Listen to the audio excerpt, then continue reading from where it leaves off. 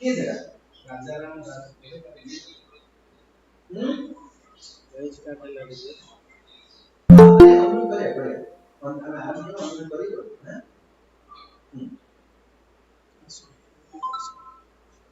तो से बसी बाहर लगे देखिए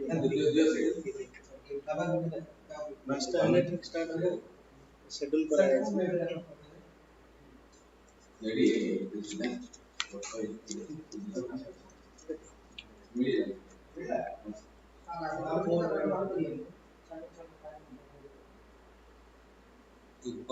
जस्ट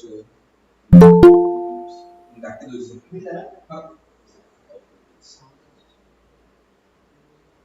स्टेट साउंड है ब्लूटूथ से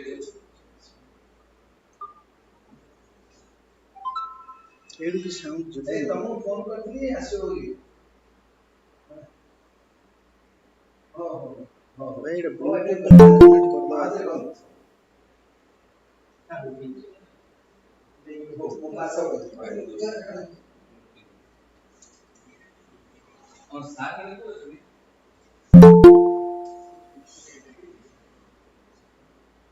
मुझे पहले प्रशांत एडी रिसाउंड मु बंद कर दूं सर ये मु एडा लो कनेक्ट कर दउ छी એટલે આપણો સાઉન્ડ કા મોર એડા ભાઈ જે ખબર પકેડા સારું કે ડાયરેક્ટર આપણો એડી આસો છે આગળ આછો બેલી આપણો ડાયરેક્ટર સારું કહી દિયંદુ એટલે સારું ઇન્વાઇટ કર દે આપણો સારું જાય ફર્સ્ટ હે सेट बसी के साथ इनवाइट कर दो बस पड़े सर हां बस पड़े तो स्टार्ट करिए तो डायरेक्ट हो हां नहीं मारो सागर के नहीं डायरेक्टर सर हम डाके दियो तुम स्टार्ट कर करो जस्ट ये बढ़िया एटा वेबिनार ना हम फिजिकल तो नहीं सुन लो अपन वो सुन ये डाके दियो डाके दियो भगाना है ना वो आवश्य ये सारू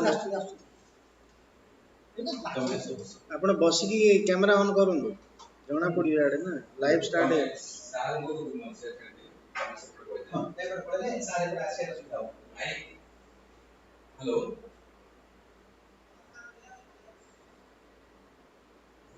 ले 5 से करेगा स्टार्ट करेगा हां 5 मिनट कर 9 मिनट करेंगे जब स्टार्ट ये समझ का इनवाइट करें मैं अपन दूर ही कर रहे हैं अरे कोई कैमरा डाउन कर ले सब सुबियो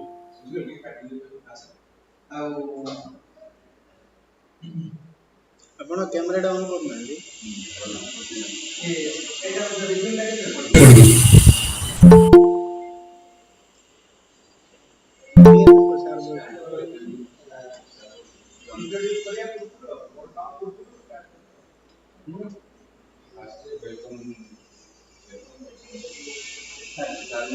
केड़ा तळो कर दे बस बस बस बस बस देख दे हां मैं तो इन बोल रहा हूं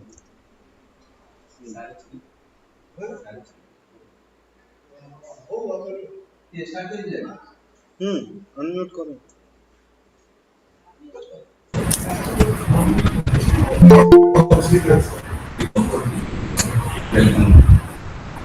teachers, persons from industry, research scholars, and very valued dear students. A very good afternoon to one and all. Present to this webinar organized by Research Journal of Pharmacy and Life Sciences. It gives me immense pleasure to welcome you all to this webinar on Basics of Research Methodologies for Pharmaceutical Research, organized by Research Journal of Pharmacy and Life Sciences. At the very outset, I would like to invite our esteemed speaker, Professor Subrat Kumar Bhattamishra sir,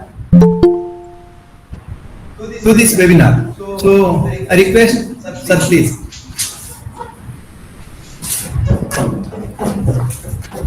I request Director of Home Sai College of Pharmacy and Health Sciences, Sri Balakrishna Panda sir, to give a floral welcome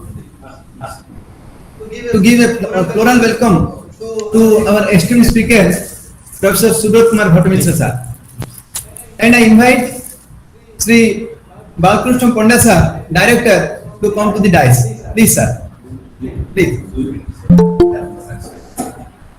I request Principal of Om Sai College of Pharmacy and Health Sciences to please come on the dais. Mr. Bhagwan Biswal sir, please. So now I like to start this program with a brief introduction to our esteemed speaker, Dr. Subrat Kumar Bhattamishra sir. So Dr. Bhattamishra completed his B Pharmacy in the year 1999 from Berhampur University, from Roland Institute of Pharmaceutical Sciences, RIFS. He completed his MPharm in Pharmacology from Birla Institute of Technology, B Mesra, Ranchi in the year 2001, and he completed his PhD, Doctor of Philosophy from IIT, that is BHU Banaras Hindu University, BIT, and BHU Banaras Hindu University, Banaras, and he has experience of more than 20 years to his credit, and he has published many research and review articles to his credit, and he has served at Medical University of Malaysia, and presently he is working as professor of Adamas University, Calcutta. So he has written 3 book chapters. He has more than 20 presentations to his credit. And with this short profile, I would like to invite our esteemed speaker, Professor Subrat Kumar Bhattamishra sir. Thank you, sir. Thank you, sir. So now it is time, and I hand over to Professor Subrat Kumar sir, speaker, to continue his talk. Thank you, sir. Thank you.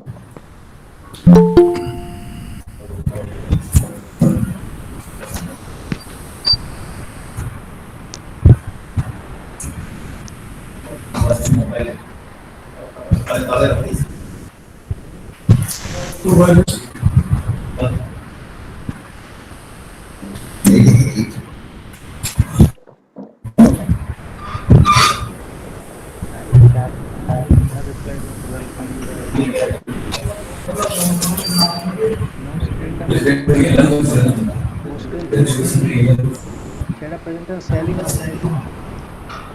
ଏବେ ସେଇଠି ଯାହା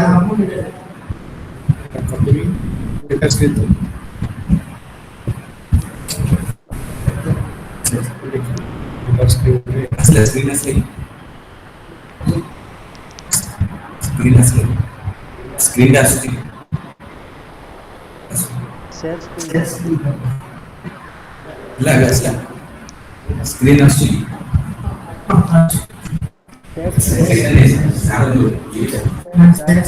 cells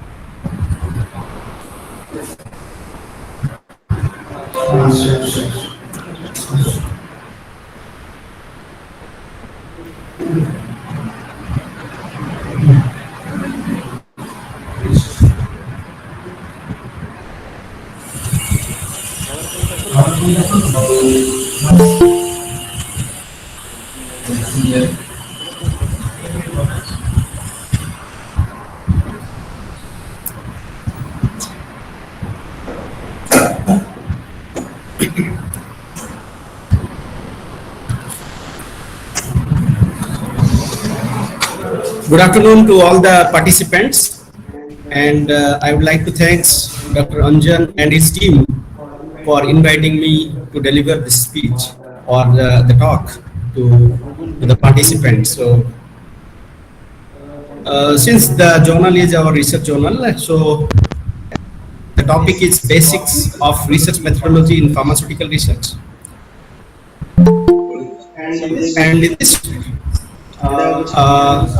talk, actually, we will be discussing or the contents of this presentation is what is research and scientific research, then types of scientific research, then what is research problem, research questions, literature review, and we will discuss research hypothesis, all these. So this presentation is designed for the audience, mostly the students.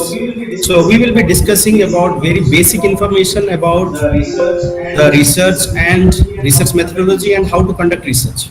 Since the time is only 1 hour, it is not possible for me to complete a whole lot of content regarding the research methodology. So I kept it very simple to understand. So let us go to the first part, that is what is research actually, what we understand about research. So research means anything which we find something new or novel, or the research actually is something which explain a particular situation or a particular problem.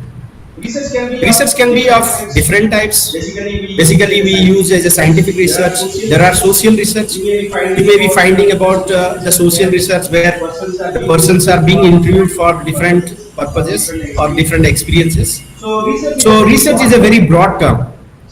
So if you see the definition of the research, then research is defined as a methods used in create new knowledge or use the existing knowledge in newer creative ways in order to generate state-of-art concept methods as well as understanding the existing theories in a new light. So this is something research.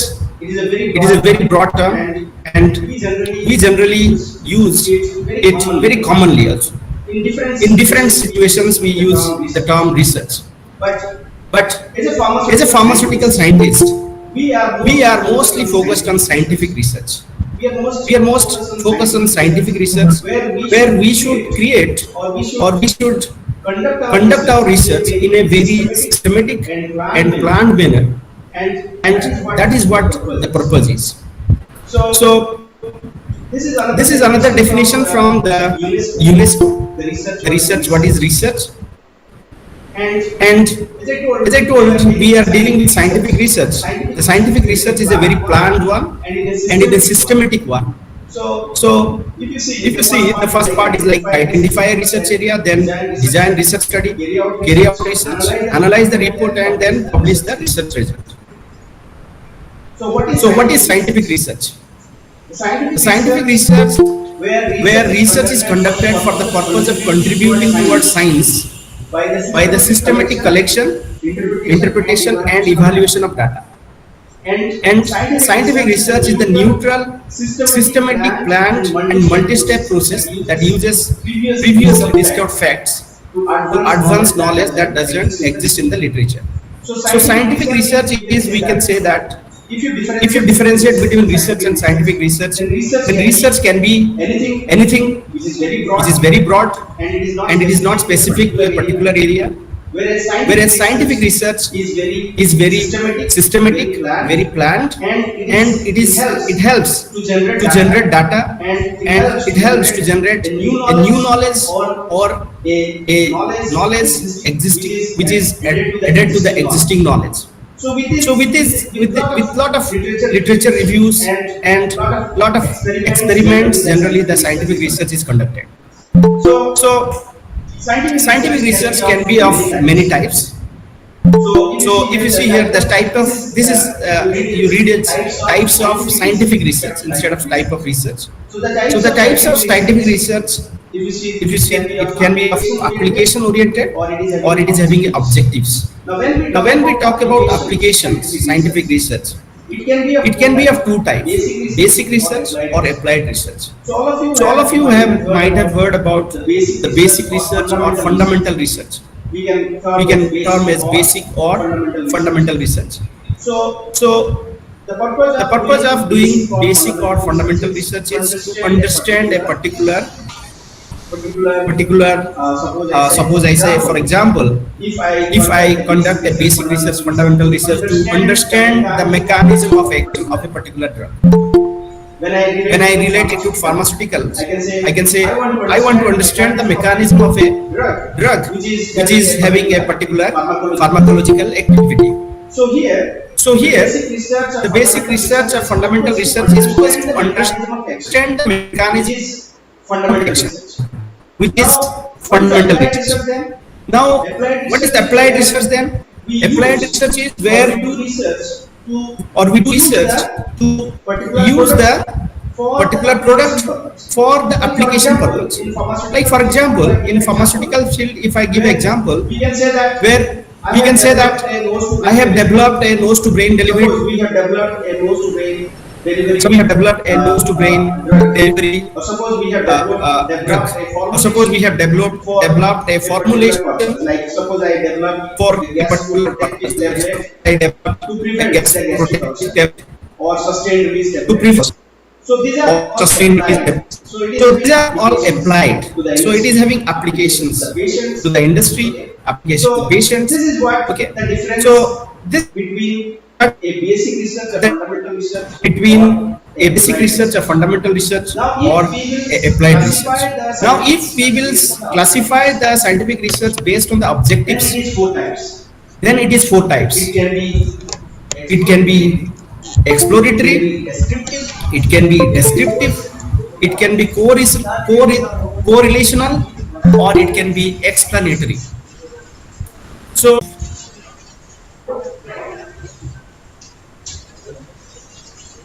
is four types. This kind of descriptive and what is correlation. Now first we will discuss about the exploratory research. The name itself is exploratory. So we have just wanted to explore it. We don't have a basic information about a particular area, but we want to explore that area. So exploratory research is undertaken. The objective is to explore an area where little is known or to investigate the possible particular research. Suppose I want to, for example, I want to do something, I want to prepare some new formulations. Having more diabetic, whether the other is having less diabetic or comparatively less. Now in a descriptive study, the researcher would examine how diabetes is related to a person's genetic heritage. So diabetes is a variable, and then the genetic heritage or genetic conditions of the patients is another variable. So these variables how affect the disease. Now how a child feels, actually how a child feels living in a house with domestic violence. The attitudes of employees towards management. So these are actually a person can describe, or a person you can actually get an informations about a particular situation, like child's feeling towards the domestic violence or employees' attitude towards the management. So these things you can get from the you can develop the data. Now another example, if I see here that the asthma, which is a dependent variables, and others different variables which is affecting the asthma conditions, like weight of the persons, height of the persons, ethnicity of the persons. Then what is the exposure to the patients? Is there exposure of environmental pollutions or chemicals which may lead to development of asthma, or any medical history that may lead to development of asthma. So these are several independent variables which is affecting to the asthma, which is a variable or the for a particular person. So this is an example of descriptive research, where we are studying a number of variables and their effect on a particular variable or particular disease or particular conditions, and that's we can explain or describe that okay, the weight of the person has an effect on development of asthma, or any substance exposure like environmental pollutions or chemicals has effect on the asthma. So here we can explain the situation. The next is correlational study. Correlational means it is having the correlation between two variables or two or more variables or two or more aspects. So correlational studies or research is to discover or establish the existence of a relationship or associationship or interdependence between two or more aspects of a situation. So here we want to correlate between two or more particular situations. For example, if you see like what is the impact of an advertising campaign on the sale of a product. Now there are two variables here, that is advertisement and the second one is the product. Now I want to see the relation between the advertisement, impact of advertisement to the sale of the product. Now if there is impact of advertisement, then increase the advertisement will increase the sale of product. If there is no impact of advertisement, then the sale of product may not increase. So here very specifically we are relating two parameters. One is advertisement here, another is the sale of the product. Second example, if you see, what is the relationship between stressful living and the incidence of heart attack? Now here, again, what we are studying here, we are finding out the relationship between stress and heart attack.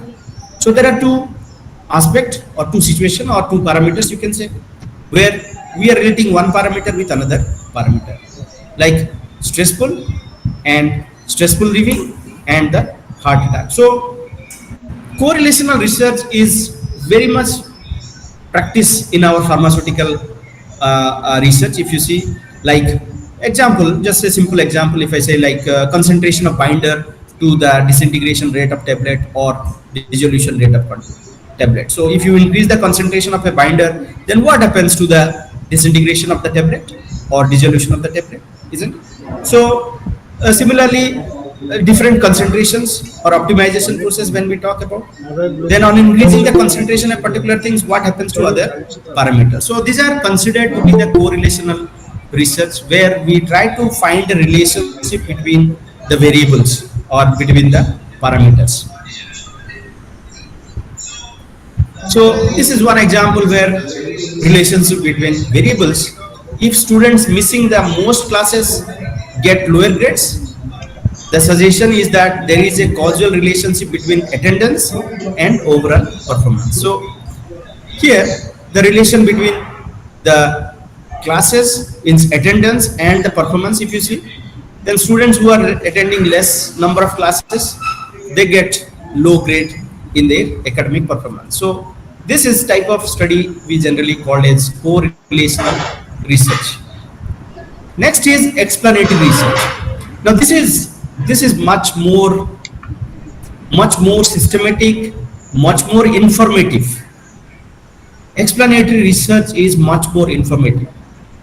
Like it explains you why and how the relationship exists, and it try to give you a complete informations that you can understand the phenomena.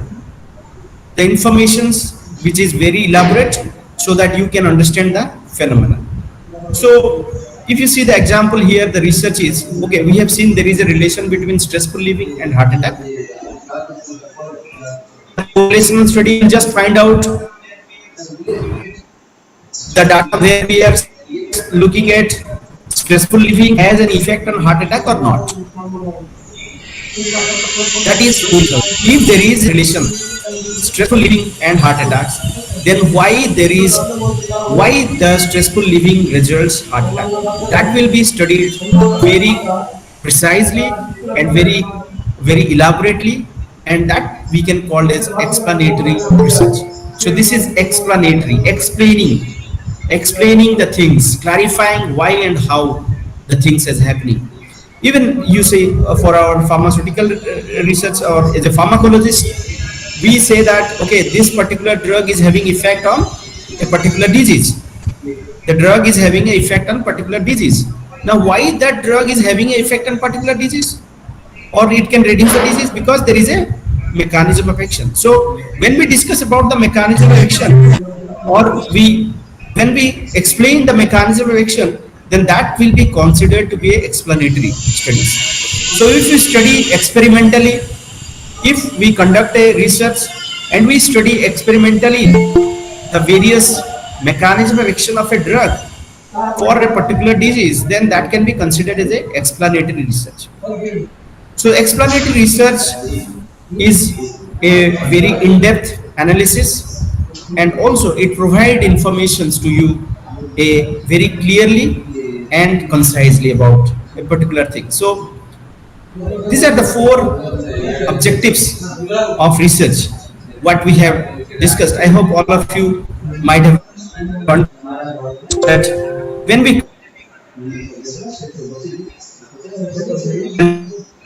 the objectives, it can be classified as a it can be classified as a explanatory, it can be explanatory research. Now, to get those informations or to conduct those research, we have to follow the methods. We conduct the experiments or we conduct this research, then we have to follow a particular research methods.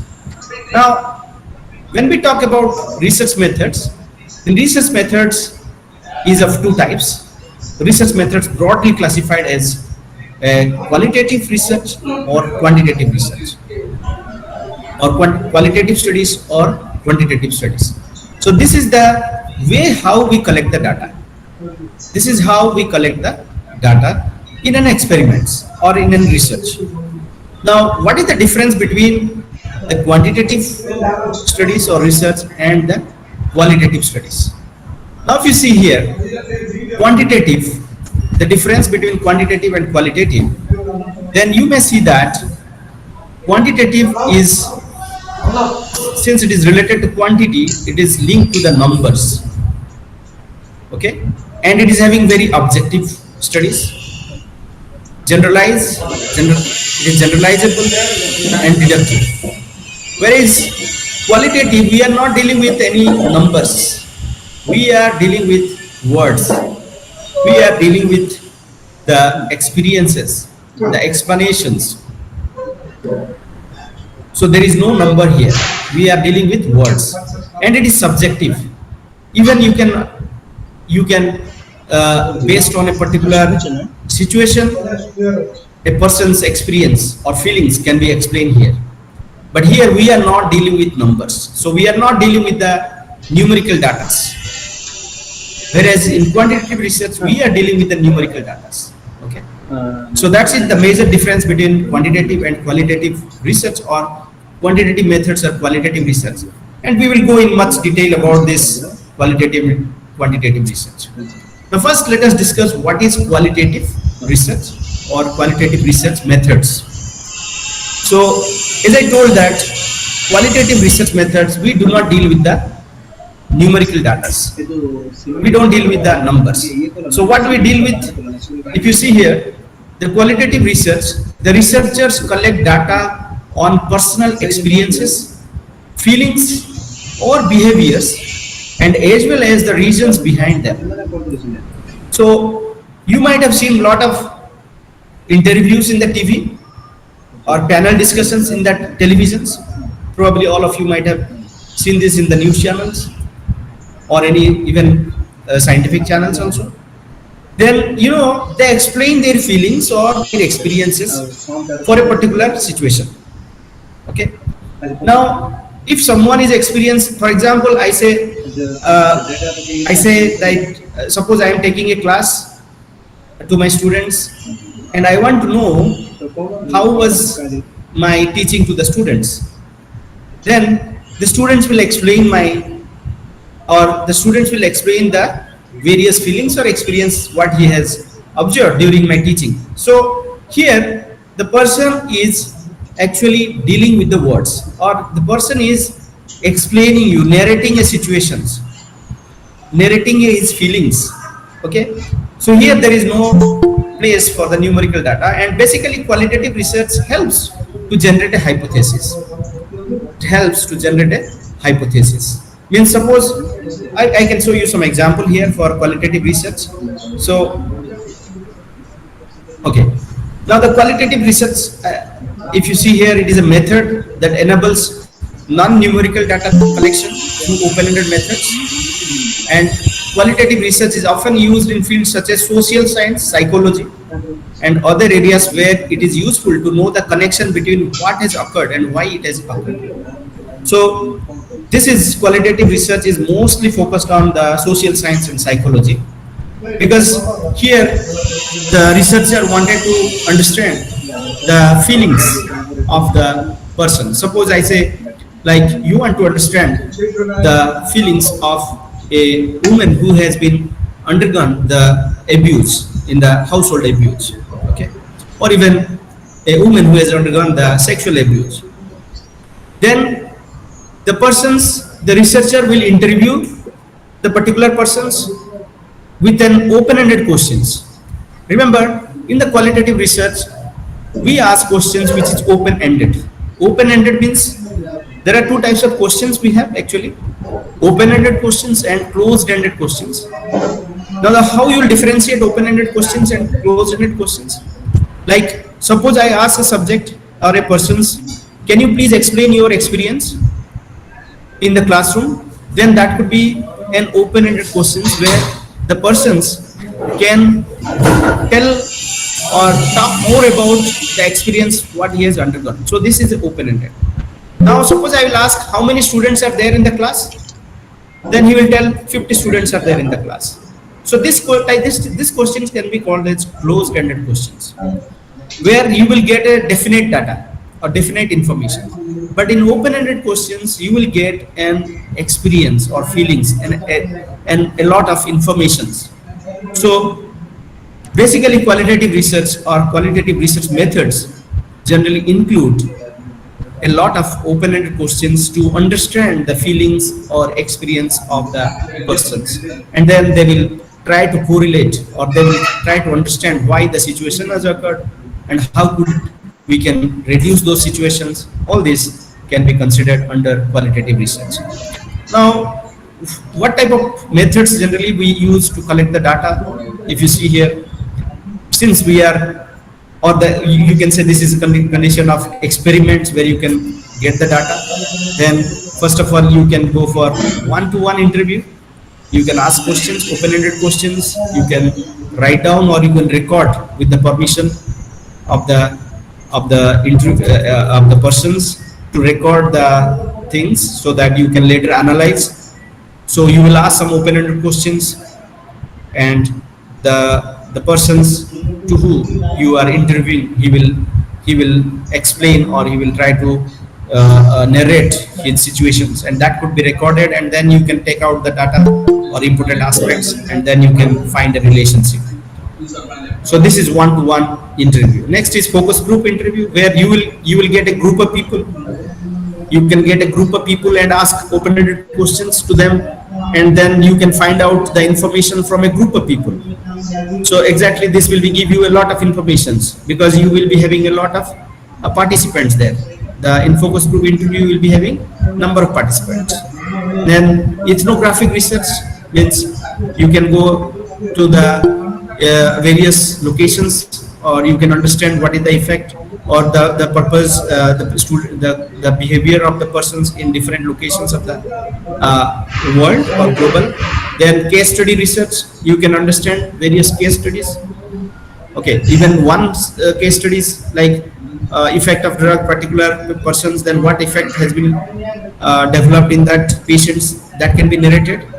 Okay, so this is case study. Then record keeping and qualitative observation. So basically these are the different methods where the qualitative researcher try to collect the data.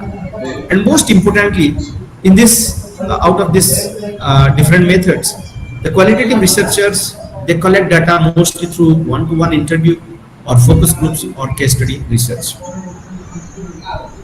Now, the interview patterns may be, or when we talk about interviews or focus group discussions, the type of questions, how you are arranged, that will decide you whether it is highly structured or semi-structured or unstructured interview. Now, highly structured means what? You want to find out a detailed information of a particular situation, so your questions will be linked to that particular situation.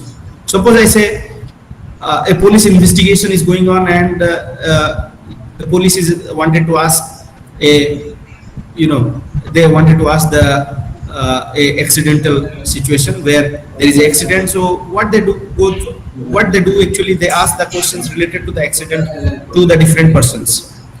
Okay, so this is linked to a particular situation. So when it is highly structured, actually it is linked to a particular situation, and the questions will be framed so that they will get information on that particular situations, only on that particular situation. So it is called as highly structured. Now semi-structured, it is mixed of both, like a particular situation and then the other situation which is linked to that to develop a particular situation. So it is multiple situation. Like there are some other conditions are there which may affect the particular situation. So they may be asking questions related to many things. That is called a semi-structured. And unstructured, actually the researcher wanted to get the informations from the participants related to a particular event what he do not know about. So unstructured means it is like gossip. Unstructured interviews may like it is like gossip. So you will be gossiping with with the the persons, and you try to get some information from the persons.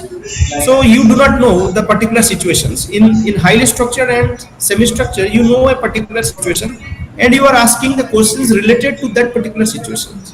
But in unstructured interview, we do not know the situation, but we want to get the information about if there is a situation or if there is a problem happened. So it is like gossip. So through the gossip, whatever information you get it, that can be considered to be unstructured. But you remember, in qualitative research or during the interviews or focus group discussions, you will find out that you will note it that the questions are always asked open-ended questions where the students can able to where the participant can able to narrate the situations. Not it should not be any closed-ended questions where the discussion stop at one point actually. So this is what have to do during a qualitative research. I hope all of you have understood what is qualitative research. Just I brief you that qualitative research is actually the researcher try to find out the experiences, feelings of the participants, and there is no numerical data there. So they will, and qualitative research helps to generate a hypothesis. It just helps to generate a hypothesis. Now, what is quantitative research? Quantitative research is a whole sort of research what we are doing in pharmaceutical field. We do quantitative research. So here, if you see what is quantitative research, because the quantitative research is a method that collects numerical data. So we collect numbers, values, and analyze through statistical analysis. So here we have a data collection procedure where we collect data through values, and then we try to analyze them by using statistical or by using different statistics. All of you might have heard about student t-test, ANOVA, and all this thing. So we use statistical methods to analyze those numerical data. So that is quantitative research. And it is generally based or used to find patterns, averages, predictions, as well as cause-effect relationship between variables being studied. So this is like, as I told that, we are dealing with numerical data. So we may get like descriptive kind of research. We may get like correlational research. We may get like explanatory research. Okay, but exploratory research is mostly towards the qualitative. Okay, so if you see, quantitative research is most widely used. This is most widely used in natural and physical sciences such as engineering, biology, chemistry, physics, computer science, finance, medical research. So this is include our pharmaceutical research as well. So basically our research is quantitative research. So whatever we do in our laboratory or during your semester break in the B.Pharm's research or M.Pharm research or PhD research, everything we do quantitative research. And how we collect the data in a quantitative research? Quantitative research, we collect data by survey. So if you want to collect data by survey questionnaires, So you can give survey questionnaires to the participant. You will collect it. You collect the data from them, or you do experiments. You can do laboratory experiments, and then you get the data. So it is experimental. So it is like experimentals where we conduct experiments, and then we get the data, and then we analyze by using the statistics. That's what all about quantitative research. But you will find some of the research where it is mixed as well, as means some research they try to generate a hypothesis by qualitative method, and then they try to test that hypothesis by using quantitative methods. So you will find the third type of research methods, which is a mixed research method. It can be called as the term is mixed research method, where a researcher will first undertake qualitative research to generate hypothesis, and he will conduct quantitative research to test the hypothesis. So this is the third type of research methodology, what I have not mentioned, but you can remember this. Now when we conduct quantitative research, then what is our process? How we conduct the quantitative research? So this is very important. This is a research process, we can say. So quantitative research we conduct, then our first step is identify a research problem and formulating research questions. The research, when we are talking about research, then research is always try to find out, or it try to give you a solution. Research is always try to give you a solution. So first step is identify a research problem and formulate a research questions. So the formulate of research questions, while you are doing, you have to take the help of literatures. You have to do extensive literature reviews, and then you will formulate the research questions. After you formulate a research questions, then you construct your research hypothesis, and you need to test the research hypothesis by conducting your research experimental designs, then data collections, data analysis, and then you will see that whether your hypothesis is accepted or rejected, and after that you write a research report. So this is a stepwise research process, you can say that. But anyhow, we will go much more details in each step. First we will discuss what is research problem. So research problem or problem statement, basically we will first tell. Because as I told, research means we try to find out a solution for a particular problem. Now in our pharmaceutical research, when we talk about formulations, when we talk about drugs, diseases, then we are trying to find out a solution for those. We do research on, suppose some do research, get herbal drugs, or some actually get some plants, extract it, and then it tests on a particular disease. What is the purpose? What is the purpose of doing that? Because the first is the problem. The problem is the disease, isn't it? So if you see the global epidemic, the problem is the disease. Or if you see the economic burden to a person, then it is the disease. Due to disease, there is economic burden. So you want to relieve the economic burden, and you want to stop the or cure the disease, or you can actually you can intervene the progression of the disease. So those kind of things are considered to be the problems. So a research problem in general refers to some difficulty which a researcher experiences in the context of either a theoretical or practical situation and wants to obtain a solution for the same. So when we do our research, for this is very important for the students what I am talking about, because when you are choosing your research, your B.Pharm research or M.Pharm research or PhD research, then first you have to find out the research problem. That is your interest, where what you want to solve, what exactly you want to solve. So you have to identify the problem, then only you can solve it. So the first step is identifying the problem. Now example of some of the problem statement, if you see, because when we identify a problem, it must be narrated in the form of a statement. We need to explain in the form of a statement. So here, identify a research problems and then writing in a statement wise, that is called as problem statement. So example of certain problem statement is, recently heart attacks in young population is increased. Now this is a problem with the society where young population is affected, where young population are dying because of heart attacks. Now this is the problem. Now we need to find out, or we need to do research why there is heart attacks in young populations.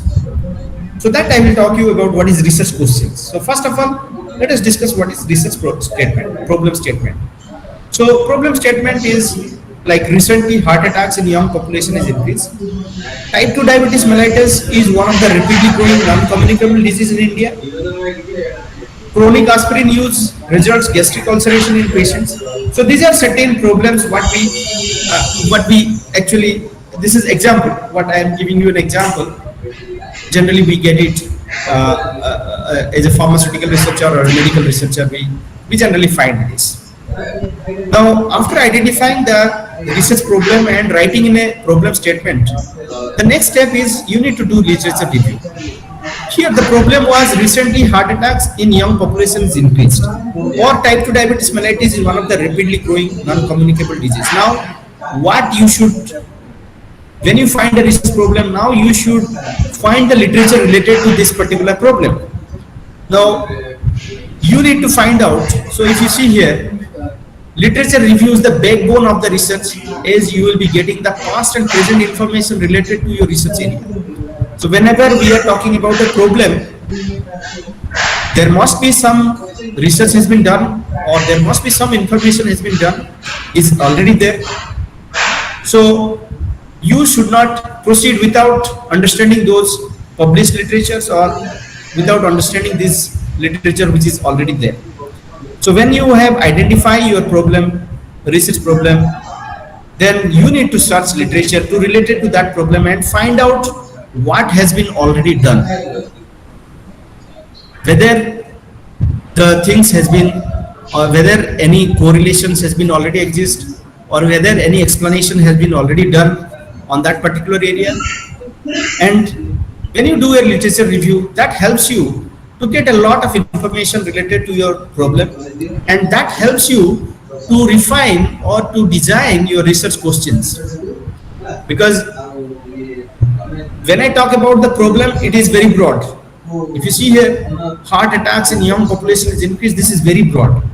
We do not know why the heart attacks has increased, what are the different reasons behind it, what other, the variables that affects the attack of the incidences of heart attacks.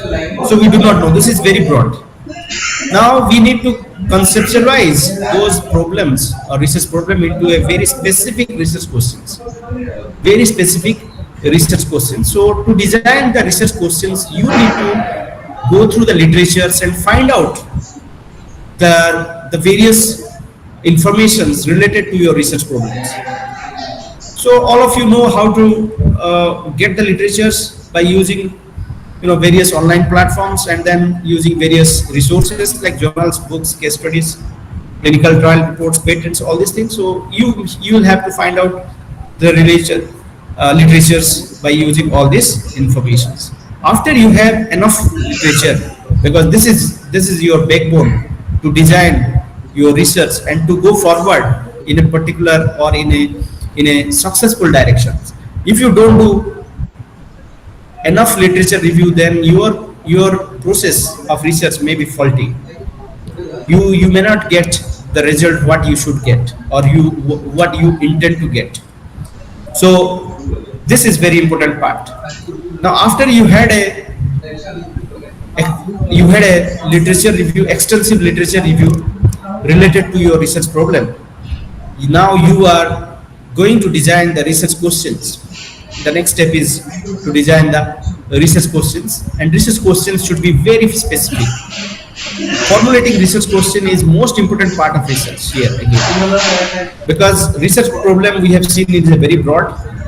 Then we have identified, means we have gone through literatures. Now after going through literatures, we will formulate the research questions which is very specific. Now if you see the example, the previous one, the research problem, what I told, there is heart attacks in the young populations.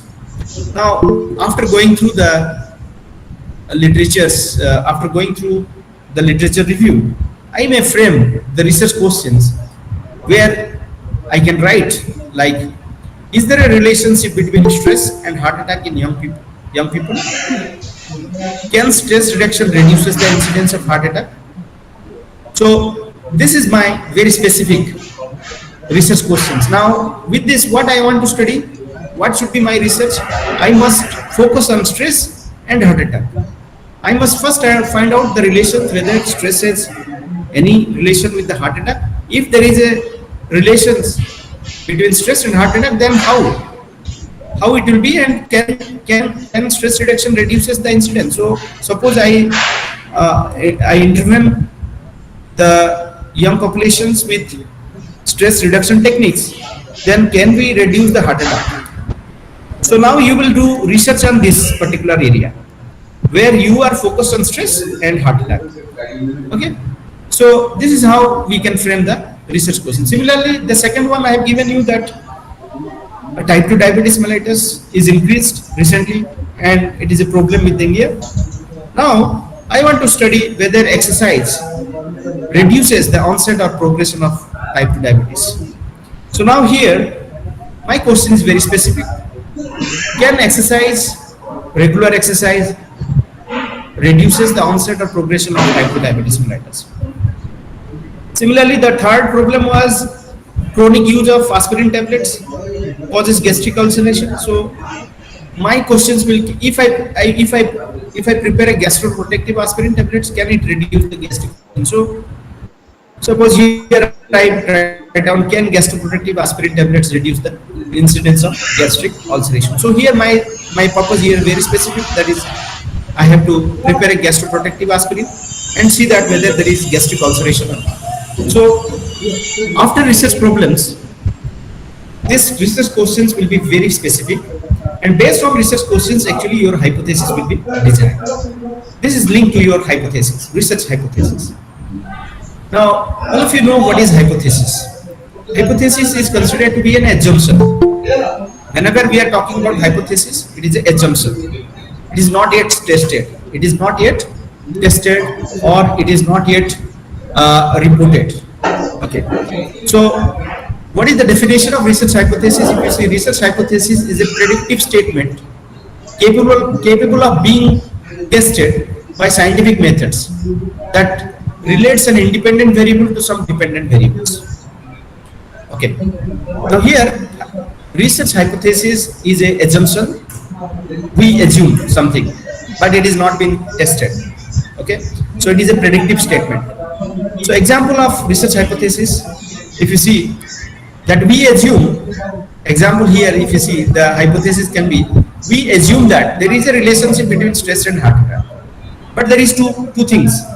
There may be a relation between stress and heart attacks, or there may not a relation between stress and heart attack. So there are two assumptions, like head and tail. Suppose we toss a coin, what we get? We will get a head or a tail.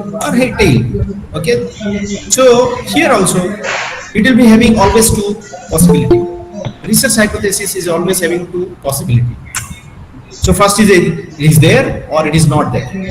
So there is a relationship between stress and heart attacks, or there is no relationship between stress and heart attack. Now stress reduction can prevent the incidence of heart attack or cannot prevent the incidence of heart attack.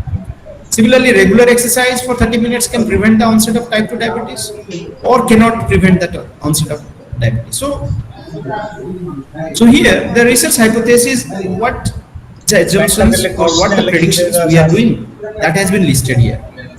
But research hypothesis, you can actually frame it into two types. That is, one is called as null hypothesis H0, or alternate hypothesis H1 or H1. Okay. So that's what we can see, that null hypothesis means null means null and void, isn't it? There is nothing. The null hypothesis is always contradict our research hypothesis. If you see here, our research hypothesis is there is a relation between stress and heart attack. So when I consider to be on null hypothesis, then I will say there is no relationship between stress and heart attack. So the null hypothesis is contradict our research hypothesis and proposes no difference of relationship between variables and between variables of interest. Whereas alternate hypothesis is represents that we are trying to prove. What we are trying to prove, that is called as null alternate hypothesis. So if you want to prove your research that there is a relationship, then we have to reject first. We have to first reject the null hypothesis. We have to reject the null hypothesis by doing our experiment and testing the hypothesis. So hope all of you are clear. Some of the examples of null hypothesis is written here. If I say like no, do not, all this. So there is no relationship. There is stress reduction do not prevent, exercise do not prevent, exercise do not prevent, minimize the progression. So these are the negative statements, or there is no relationship. There is no difference actually. Whereas alternate hypothesis is there is a difference. There is a relationship that exists, and we as a researcher, we are always try to find out whether there is a relations. We want to find out, because our question we have designed based on the literature. So based on the literature, we have found that there is a relationship between stress and heart attacks. So we want to prove by doing experiment that there is a relationship. But if we want to prove it, then we have to reject the null hypothesis first. Now, after we design a hypothesis, then we need to test the hypothesis. As I told that if we want to prove that there is a relationship, then we have to first reject the null hypothesis, because null hypothesis tell us that there is no relationship, but we want that there is a relationship. So the hypothesis testing is the ultimate experimental, the part of the experiments, where what we do after determining our research questions and write down our null and alternate hypothesis, then we do experiments, we design experiments, and then we collect the data. Then after we collect the data, we analyze the data, or actually we perform the statistical analysis. So all of you know statistical analysis. When we do, we have to determine the level of significance, means how much p-value we actually significance we have to, like we always say for biological experiment, its p is less than 0.05. So that is what the minimum we have to say, that it is 5% level of actually significant. So that is p. So we have to determine first how much we have to keep it, and then we have to analyze our data, and then based on the statistical analysis, then we have to prove whether our null hypothesis is rejected or accepted. The first step of after we have actually designed our hypothesis, is first step is we have to write our research objectives very clearly, because from this part onwards, from research objectives onwards, we are going to do the experiments. Okay. Till now, until research hypothesis, we are framing the research hypothesis based on the literatures, based on the experimental data which is already there. But now we want to do experiments ourselves. So from research objective onwards, we have to actually focus our experiment. So first part is you have to write down your objective very clearly, and you have to write it in a measurable terms, because most of the times as a teacher, when I see objectives are not written in a measurable terms. Okay, objectives are written as a generalized statement. So research objectives cannot be generalized statement. It is always very clearly defined statement to obtain a data. So for example, if you see the terminology is used for writing a research objective, then it is like to determine, to evaluate, to compare, to synthesize, to formulate, or to analyze. So this kind of terminologies we have to use for the purpose of for writing the research objective. So this is how you have to first write down your objectives. So now based on the objectives, when we have, suppose you have 4 or 5 objectives in a research, then each and every objectives should be clearly clearly answered. Each and every objective should be clearly answered by doing a particular experiment. So whenever you're writing an objective, then you have to answer by doing the experiment there. So your objective and experiment should be matched, or it should be in an alignment. You have write some objective, something in objective, and doing some other experiment. That is not the research, or that is not systematic. So your research objective and experiments must be aligned, and your experiment or data collected during the experiment must answer your objective. That is what. So your experimental design must be done in a very systematic manner, where you need to select the clear parameters to be collected, then select the samples, and then what experiment you are going to do, then data collection and statistical analysis. So experimental design is, again, as I tell, it is a very big chapter, and we may need another sessions to complete experimental design, because when we talk about experimental design, there are a number of experimental designs we generally go through. But when we are talking about doing an experiment, then when we do an experiment, first is we need to know what parameters to be checked. Okay, suppose I say like stress and heart attack, then what are the parameters we want to check? Is we need to check the stress parameters, like different levels of antioxidant and all these things, and then we will see the heart attack, so we will check about the cardiovascular parameters. Okay, so this parameters should have a relationship. What parameters we are taking for the research, we should see that there is a relationship between the variables. So our parameter selection is very, very important. It is not that you should take number of your parameter number. If you increase your parameter number, it is good. Always try to select the parameters which is specific and sensitive,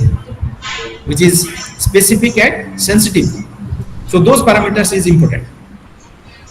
Now select the samples. Now suppose I want to do an experiment in animals. As a pharmacologist, I will say that I have to take this many numbers of animals. Then why I should take this many numbers of animals? That I have to justify. And if I take less number of animals, then my experiment will fail. If I take more number of animals, then that is not required. So appropriate selection of samples appropriately is very, very important. So selection of samples, I will explain you here how you will select the samples, or select the, you will find out the number of samples, because this is a very important parameters for the students, where students are always have a questions on this. I will try to explain you how to select the number of samples for an experiment. Then you will do your experiment. You will select the different experiment, select the different methods, then data collection and statistical analysis. Now I will show you the parameters. When we are talking about variables, means parameters, then we may be finding about variables and data. So you must be clear about what is. When I talk about parameters, parameters are always variables. So variables means like blood pressure, gender, body weight, monthly income, all this is called as parameters, or we can say is the variables. But the expression of variables in the form of numericals or ordinal data is considered to be, that is your data. So if you see here, the blood pressure is mentioned as 120 or 130 or whatever number mmHg. Gender is mentioned as female or male. Body weight is mentioned as kilogram, and monthly income is mentioned as amount of the amount. So you know the variables, you must be very clear about what is your variables and what is your data. So data can be numerical or ordinal. So if I see here, these are all numbers, so I can say there is nominal data. Okay. When I am talking about female male, then it is ordinal data. Okay. So your variables and data, you should be very clear. Now after you select your parameters, variables or data, you need to select the sample. So how to calculate the sample size?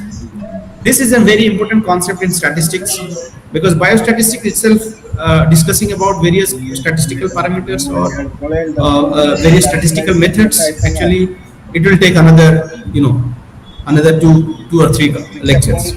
But in a very briefly, I just tell you that how to calculate the sample size. Actually, sample size calculation is very important because suppose there is a big population. Suppose I say diabetic people. I want to do research on diabetic persons. You will find some millions of diabetic population in India, and we cannot go each one and find out the data, or we do experiment, isn't it? So then what we have to do? We have to find a sample size which represent the whole population. So sample is a very tiny amount of or tiny number of participants or the subjects which represents the populations. Okay, now so for example, if I say when you go to a class, your class teacher will ask you some questions, then only few people will answer. So the class teacher assumes that whatever the few students is answering, that is for the whole class. Similarly, when we talk about population and sample, then sample is the very tiny number of persons or subjects which is homogeneous, and we think that the data which is obtained from this sample is also applicable to whole population, because whole population we cannot do the research.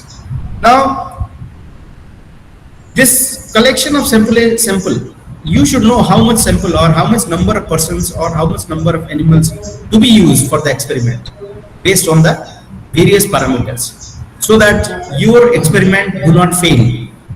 Your experiment do not fail, because based on the number of sample, your experimental data will different. If you have enough number of samples, then your experiment data will be actually well distributed, and that will help you for getting a good statistical analysis. So for this selection of samples, how we are going to calculate the sample size? The minimum parameters which is required for selection of sample size is, first parameter is minimum expected difference, estimated measurement variability, margin of error, statistical power, and significance level. I will explain you what exactly all this. So when we estimate a sample size, we have to consider all these 5 parameters. That is minimum expected difference, estimated measurement variability, margin of error, statistical power, and significance level. So if you see what is minimum expected difference. Now I will give you an example that I want to see that the body weight reduction of obese persons should be 10% or 10 kilo or like 5 kilo. Suppose I will say that 5 kilo reduction in body weight is good enough. Means what? The expected difference is 5 kilo. Okay, so a group which is obese, or you can consider to be controlled, another group who is treated with a drug, and you wanted to see that the drug will reduce 5 kilo of body weight. So another drug, I want to see that the drug can reduce 2 kilo, and that should be significant. Now you see, as much as the difference you are reducing, then it will be giving you the number of actually the smallest measured difference between comparison groups that the investigator would like the study to detect. And as much as minimum you want to keep at say statistical significance, then the sample size will be increased. Like I told, between, suppose I want to get a statistically significant difference for 2 kilo decrease in the body weight, then the sample size should be higher. Similarly, if I want to get a statistically significant difference for 10 kilo, then the sample size may be lower than the 2 kilo. So if you want to get a statistical significance difference at very minimum difference, then your sample size to be increased. Okay. Now, so how you can determine that how much difference you need it? That you can actually get it from your previous experiment or preliminary study or literature reviews which is already published. Like I said that if I get a diabetic animal I have taken which is controlled, and I want to test that my drug reduced 10 mg per deciliter after treatment. So how I will determine that 10 mg per deciliter is enough?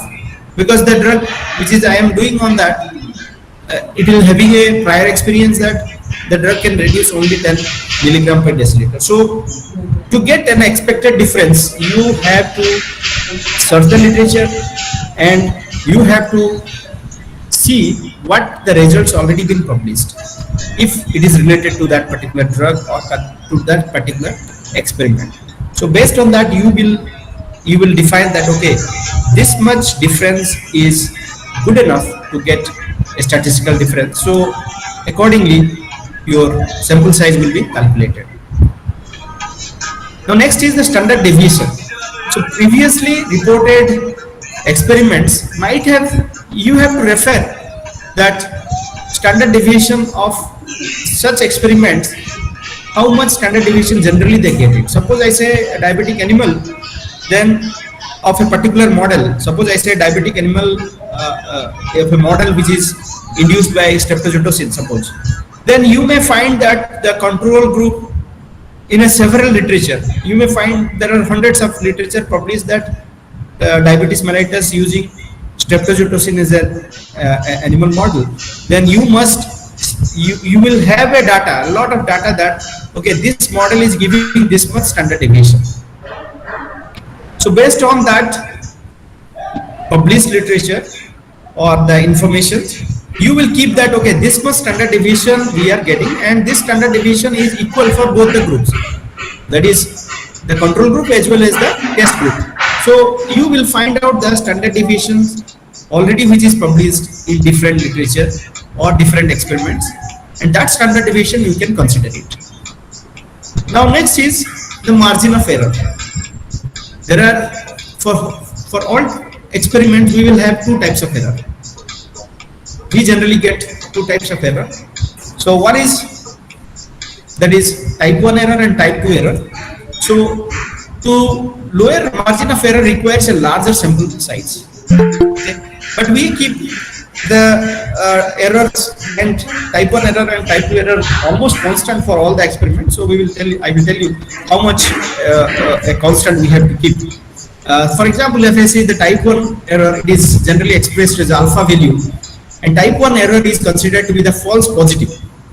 So false positive means there is existence of null hypothesis, but we are considering that there is, we are rejecting the null hypothesis, means there is a difference. Actually there is no difference between the group, but we consider that there is a difference. So this is considered to be a false positive, and it is a very serious consequences, because you are accepting a null hypothesis instead of rejecting it. You should reject null hypothesis and rejects a true null hypothesis, means rejects a true null hypothesis. Actually it is null hypothesis, but you are rejecting it. So this is called as false positive, and means there is no difference actually, but you are considering that there is a difference. So this false positive or type 1 error, it should be maximum of 5%. So we consider that the confidence level of the experiment is 95%, but the 5% is the type 1 error. So we consider that, okay, 5% type 1 error is acceptable. So our whole experiments, when we do, we accept 5% of type 1 error. But if it is more than 5% of type 1 error, then we reject, or the experiment is to be rejected. Okay. So in an experiment, we can consider that type 1 error, the probability of type 1 error can be maximum of 5%. So the alpha value is more or less than or equal to 0.05. So that's what we generally do for a biological experiment, that is P is less than 0.05. So here there are two things, that is significance level is 0.05, whereas confidence level is 95%. We have 95% confidence that whatever data we are getting, it is true. Now what is type 2 error? That is beta value. Actually he fails to reject the false null hypothesis, that is false negative. Means what, we accept the null hypothesis actually which is false. So If you see here, there is a difference between the group, but we accept that there is no difference, so it is false negative. So the probability of type 2 error is considered to be beta error, sorry, beta value, whereas type 1 error is alpha, so type 2 error is beta, and beta is generally we consider to be like 10 to 20%. Okay, the probability of type 2 error is considered 10 to 20%. So what exactly that is false negative, we can consider 10 to 20%. So the power of the test means the effectiveness of the test is considered 1 minus beta. For example, if I say we considered 10% means 0.1, so 1 minus 0.1 is 0.9, so 90% with the power of the test. So this is what in a graphical representation, if you see here, if there are two sample size which is uniformly distributed in a normal distribution curve, this is mu0 is the sample of the mean of one particular sample, and mu1 is the mean of another particular sample, then the 5%, if you see the alpha value is, if it is a two-tailed means both the side, then the alpha value considered here 0.025 and 0.025, and total alpha value is 0.05. Okay, now suppose I say the beta value, then if this is the red color here, if it is considered this one is 10% or 20%, then the power of the experiment will be considered the whole blue here. So this blue portion is considered the power, so it is 1 minus beta. So suppose we consider 0.1 is the beta, then it is 0.9 is the power. So that's how we calculate the power of an experiment. So here you have to consider that you must understood that the type 1 error should not be more than 5% or 0.05, and the power of experiment is considered 80 to 90%, not less than 80%. Means the beta error should not increase 0.2%, 0.2. So the power is 0.8, or it is considered to be 80%. So for our pharmaceutical research, we consider this 2 is the almost constant. That is, alpha error is 0.05, whereas power is 80%. Now, what is the significance level? Okay, based on this, the significance level also we decide that is 0.05. Most of the time we consider 0.05 is the significance level. If you go higher values, then the number of sample will be higher. Because if you are going to 0.01 or 0.001, then what you are giving here 0.01 means you want 1 error only. If you go for 0.001, then you get 0.1% of type 1 error. So this is, so in this case, what exactly the experiment is very tightly regulated, and it gives you very good information or very good data.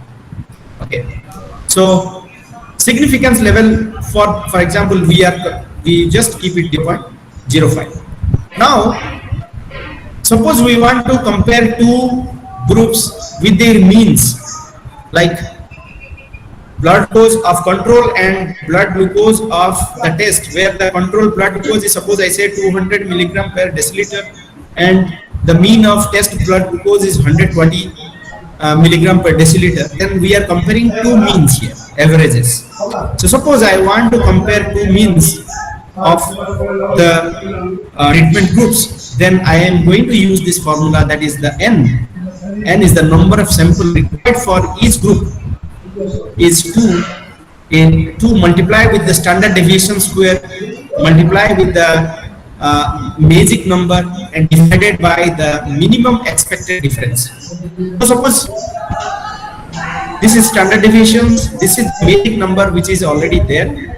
So it is already just like your T table or J table. If you see that, similarly the A value is already there. So if you see the equation here and here, the magic number K, if you see, as I told that the power, how much we have to take, we will be taking minimum 80%.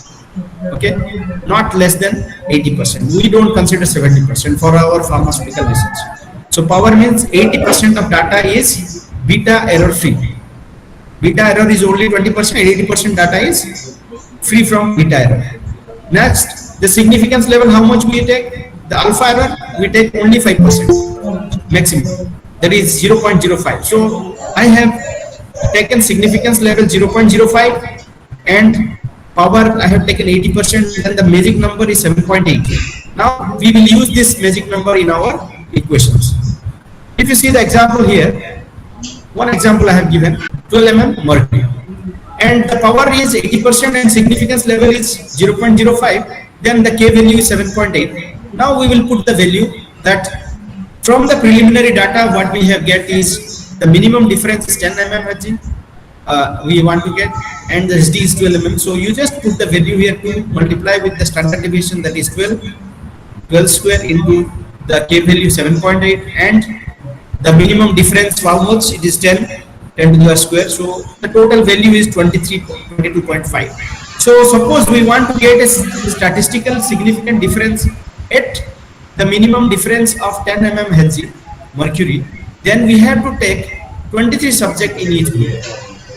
We have to take control 23 and also treated 23. So that's how we can calculate by using the formula here. So here we are comparing the two means. Remember, we are comparing the two means between the group, and based on that we have calculated the samples. Now there are also studies where we compare the proportions. Proportions means the percentages. So when we compare proportions, the formula we use here is, that is PA, that is proportion of A group or group 1, multiply with 1 minus proportion of group 1, plus PB is considered proportion of group 2, multiply with 1 minus proportion of group 2, and divided by proportion of group 1 minus. Continue. Is it set? The screen is set? Screen is already set or not? Separately. No, screen sir है नहीं. No sir, not yet sir. Not yet?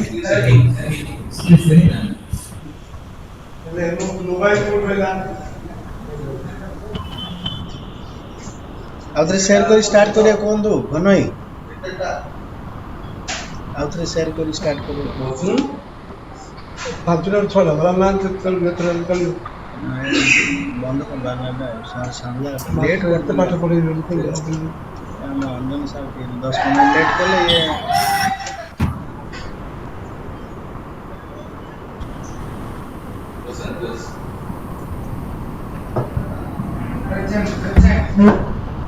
Present now करू ना storage जो आपका present.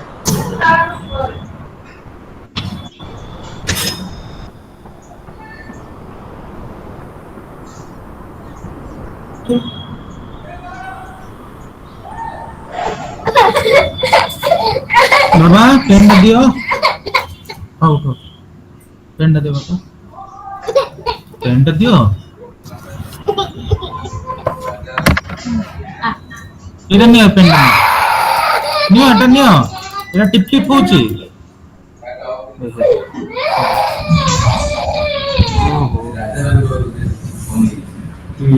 Okay.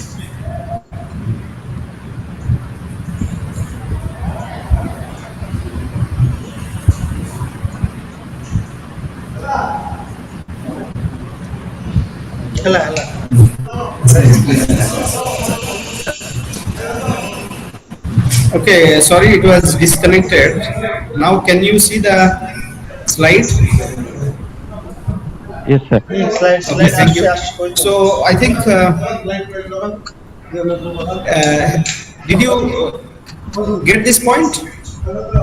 How to calculate the sample number based on the proportions? This is an example but I have shown you here by using the formula. If you want to get a difference between the proportions of the smoking group and non-smoking group in relation to the long length, and then the smoking group percentage is, the PA is considered 0.4 and PB is considered 0.25 and PA minus PB is 0.1. And when you put the values here, you will get that the value is 148, and you may need 149 subjects per each group to find a significant difference. Okay. So this is how generally we consider or we calculate the sample size for the experiment purpose, and then we use the data which is collected to analyze by using parametric test and non-parametric test. So all of you know parametric tests are mostly used for the nominal values where we consider mean, and non-parametric test is for the not normally distributed data where we generally consider medians, and student t-test and man witness u-test are both are similar, but here we use the nominal values or normally distributed values, whereas here we use the range or which is not distributed normally.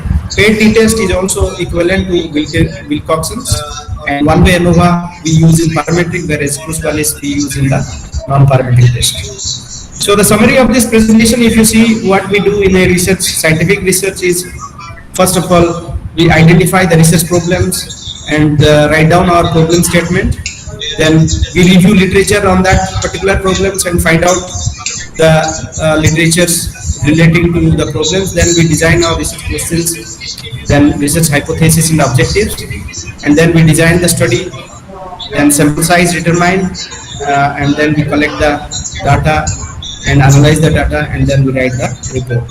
So this is all about today's presentations, and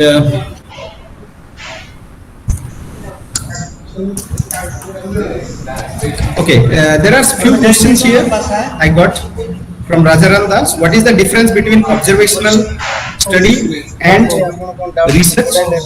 So actually the difference here is observational study and research is a part of research. Observational studies are part of research because we actually get the informations or we get the data in an observational study. So there is no the difference here. We can state that it is coming under the research, scientific research.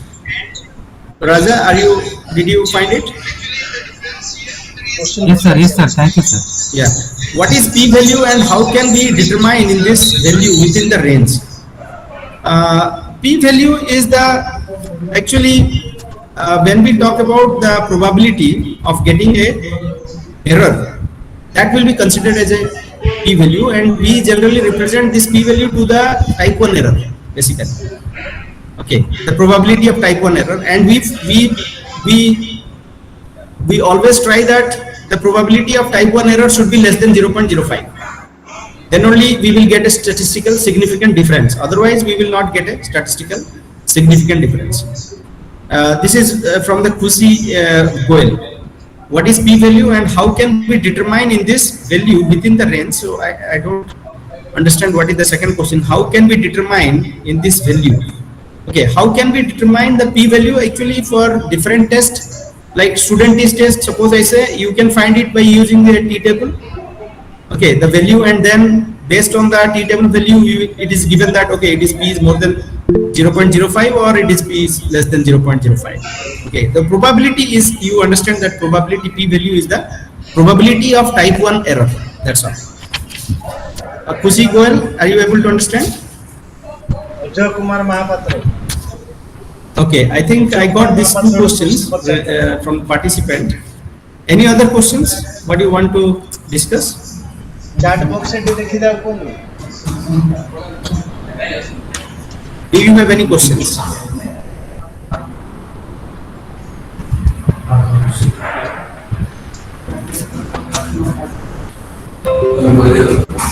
Okay. What are the applications of What are the application areas of null hypothesis? There is null hypothesis is assumption. Okay, the question what you have asked, application of null hypothesis.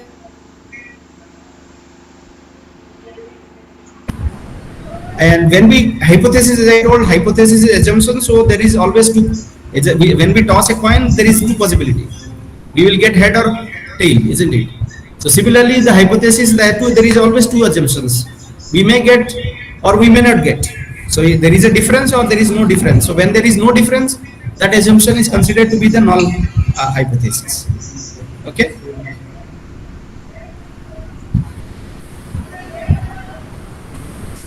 Any questions? Chat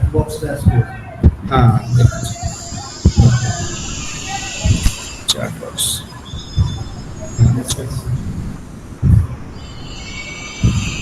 Okay. Very thank you. Okay. Any other questions? I think no questions are mentioned here.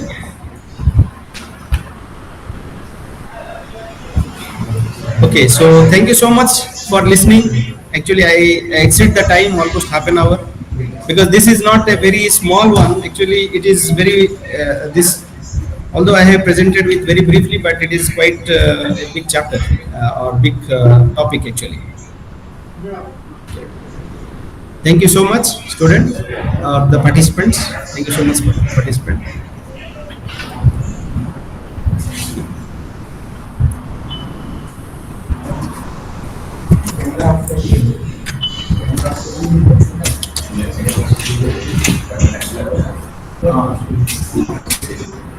Thank you all. On behalf of Research Journal of Pharmacy and Life Sciences, RJPLS, I would like to thank the speaker of today's webinar on the topic Basics of Research Methodology in Pharmaceutical Research. The topic was very aptly chosen for the benefits of all. As you all know, any technology involves the application of basics. And I would like to thank the speaker who covered almost all the points related to the title of the theme. I again thank from my core of heart and from the entire team of Research Journal of Pharmacy and Life Sciences to Professor Subrat Kumar Bhattamishra sir for accepting the invitation and for being his presence here to present the talk physically at the venue of OMSI College of Pharmacy and Health Sciences. And I feel very happy and would like to thank all the participants from east to west and from north to south throughout the globe for their interest and registering their name to present and attend this webinar. And I am very happy to express that there are more than 362 registered participants for this webinar. So I thank everyone for their registration and interest shown for this webinar and their interest towards our journal that we are conducting the program for the benefit of the teachers, students, researchers and the scientific community as a whole. It will not be out of place or out of time, though I thank for your patient listening and it is already time, but it will not be out of place and time to speak a little about the Research Journal of Pharmacy and Life Sciences. For your kind information, so it is a peer-reviewed international journal which publishes 3 volumes or issues per year. We consider quality here. We invite articles throughout the globe, but we very specifically consider quality, not to dilute the scientific content, not to dilute the importance of the research outcome.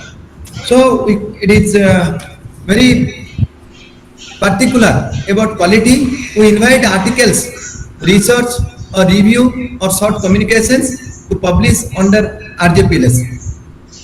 One more thing I would like to request, please subscribe our YouTube channel RJPLS to view the presentation of today's event and the events that we had already conducted under this RJPLS and the events to be conducted in future for the benefit of the students or teachers of the scientific mass.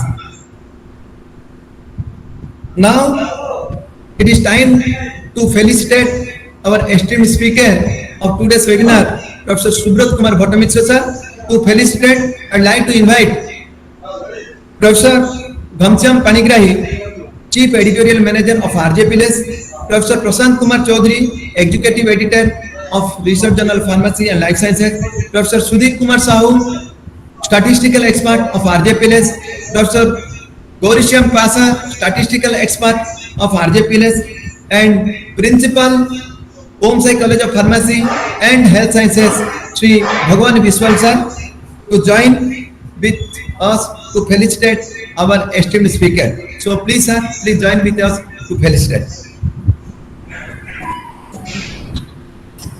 So I request Sri Bhagwan Biswal sir to present a memento to our esteemed speaker, Dr. Subrat Kumar Bhattamisra sir, as a token of love and appreciation. Please sir. Please. Thank you.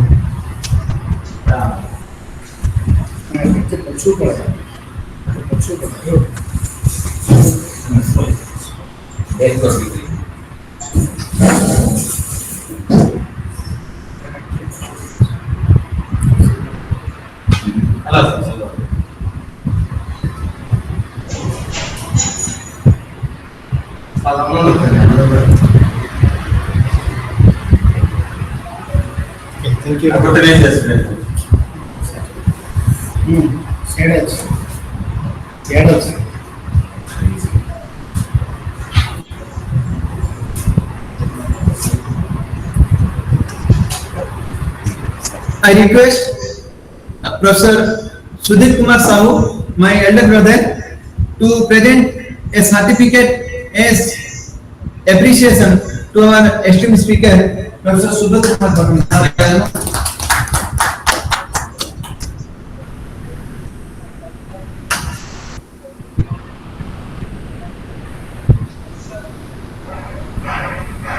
Thank you, sir.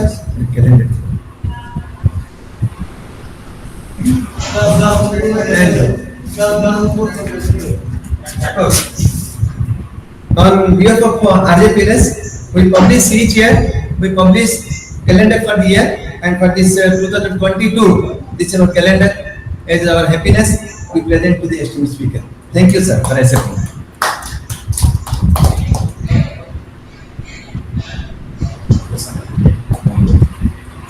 Thank you, all the participants. Thank you from the core of heart for your patience, listening, and support. And I will say in future also we will be conducting many more programs, and we have aim of minimum one event every month, and for the benefit of you all. So again, I request in future events also for your benefit, you please join for your benefit and for our benefit as a mutual relationship and mutual benefit. Thank you all. So now we'll end this session, and thank you. Shubhratri. Jai Jagannath. Thank you all. Thank you, sir. We'll end.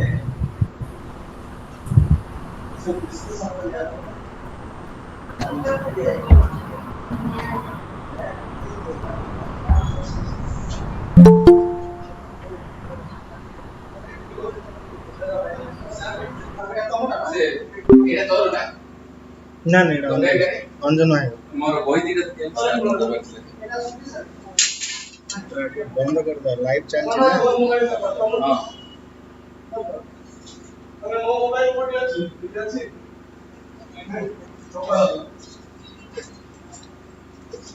বই দিলে দেখছেন না মতো লাগে